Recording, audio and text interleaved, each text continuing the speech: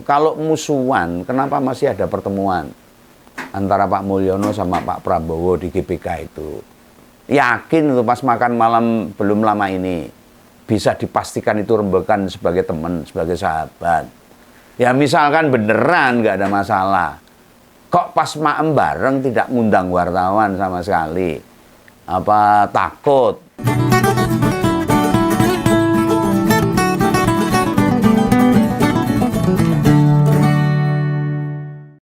Kembali lagi dengan Om Begawan, orang yang nganyel ke seluruh dunia di ngompol ngopini politik.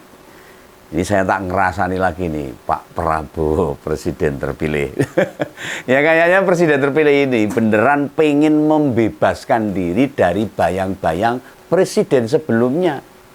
Ya, ada banyak faktor nih yang membuat Pak Prabowo berbuat begitu. Loh, bagaimanapun kepala negara itu kan sebuah jabatan prestisius. Ditambah dia seorang politisi loh. Dia pemilik partai besar, pemenang ketiga. Ya, apa mau disebut tidak mandiri kalau seperti itu. Nah, biar independensinya itu makin terbangun, makin kuat. Itu ada langkah-langkah politik yang mesti ditempuh. Supaya anggapan itu hilang. Jadi bayang-bayang Pak Mulyono terhadap Pak Prabowo itu semakin tipis dan menghilang. Yang terbaru ini, dia itu menemui Presiden PKS itu, Pak Ahmad Saiku. Pertemuan ini makin membuktikan dirinya bebas bergerak dan tidak bergantung pada Pak Mulyono sebagai presiden yang mau digantiin.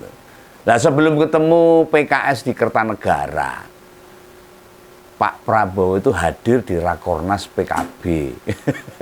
Nah, bagi kita masyarakat biasa ini, bisa jadi menganggapnya sebagai hal biasa.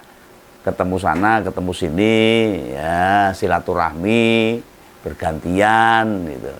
Dan namanya juga presiden terpilih, kan akan menyambung ikatan yang semakin kuat dengan semua pihak. Maka butuh banyak dukungan. Nah, ditambah PKB maupun PKS bergabung ke koalisi Kim Plus Plus dalam mengusung calon kepala daerah. Ya, tapi tidak semua sama.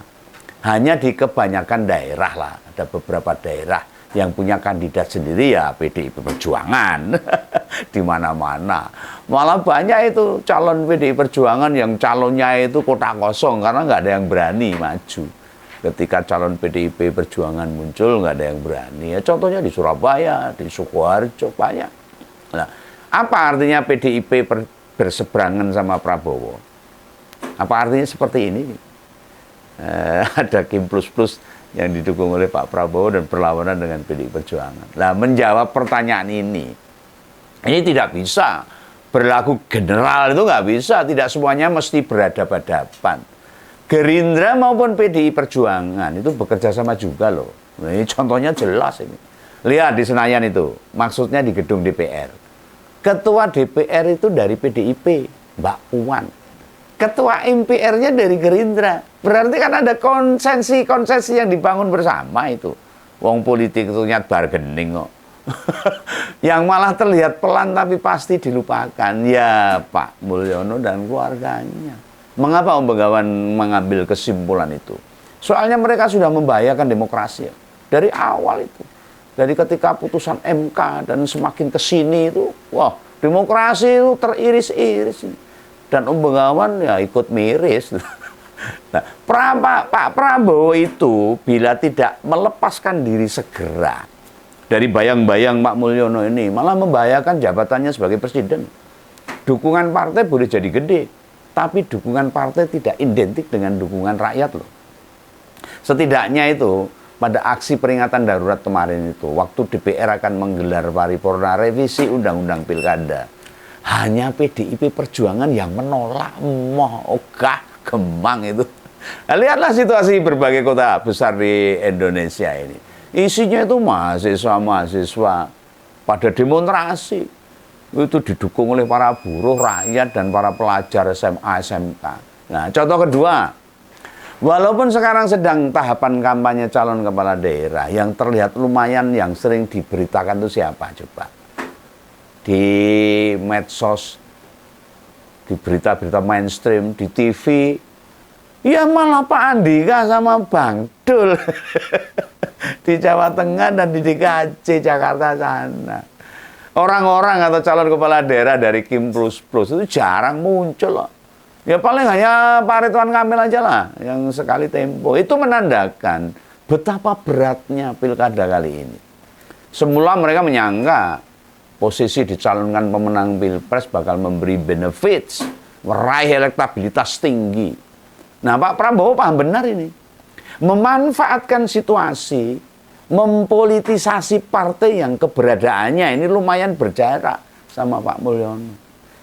Nah, yang terakhir kabar pertemuan dengan Bu Mega.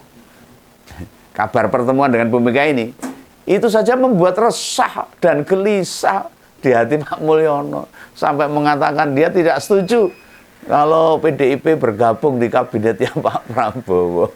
Ini cuma kabar ya, belum tentu itu dari Pak Mulyono. Nah ditambah sebelum ketemu Ketua Umum PDIP itu, Pak Prabowo bertemu dulu dengan Presiden PKS dan ke Ketua Umum PKB. Ya bertahap lah, karena kalau menurut analisa Om Begawan, ini pertemuan Pak Prabowo dengan Bu Mega itu sebagai gongnya dalam perpolitikan Indonesia tahun ini sebelum Pak Prabowo dilantik menjadi presiden. PKS dalam sejarahnya jadi oposan Jokowi itu. Bukan hanya di Pilpres 2014 dan 2019, termasuk di Pilkada DKI 2017 nih, sebagai oposisinya Pak Jokowi. Sedangkan PKB baru saja menerima rentetan politisasi keabsahan hukum soal sah tidaknya SK kepengurusan.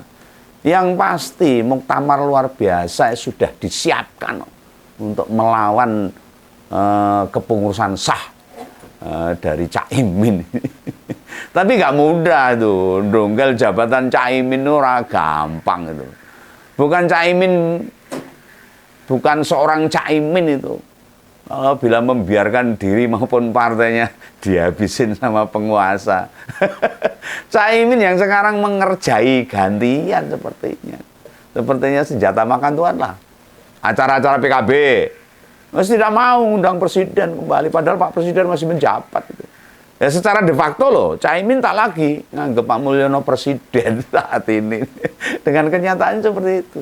Lah, Gibran meski terpilih jadi wakil presiden, hampir jarang itu diajak pertemuan untuk membahas berbagai hal dengan Pak Prabowo. Meskipun dia mengatakan semuanya itu berkonsultasi dengan Jokowi. Pak Prabowo itu untuk menyusun kabinetnya itu fit, itu deal. Bener lah itu kata Gibran. Tapi saya melihat sisi lain kok kelihatannya kok emboh ini.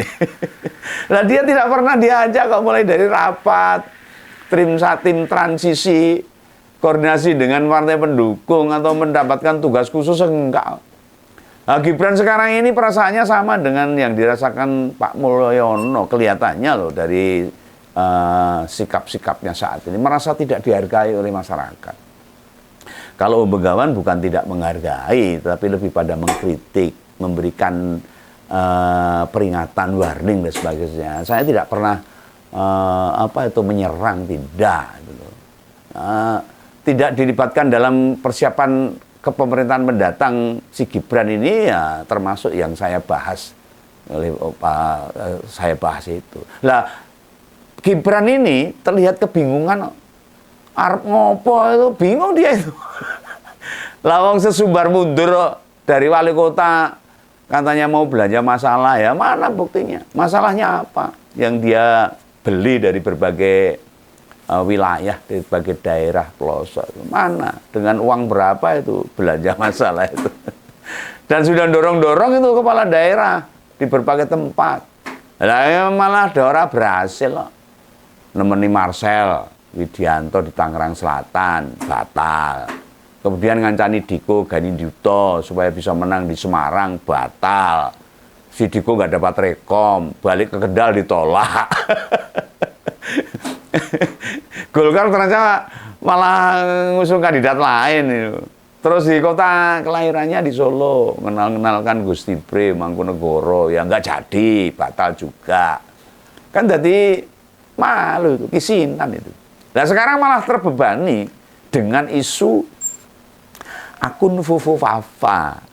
Wah, kalau ini betul-betul ini tidak beradab itu. Ini harus dikupas ini.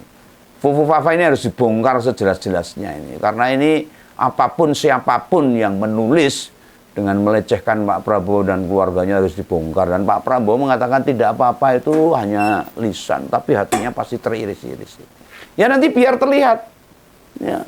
Lalu Bang klaim bila diajak Pak Prabowo dalam menyusun kabinet itu katanya Gibran ini. Lo kayak rakyat itu nggak tahu aja.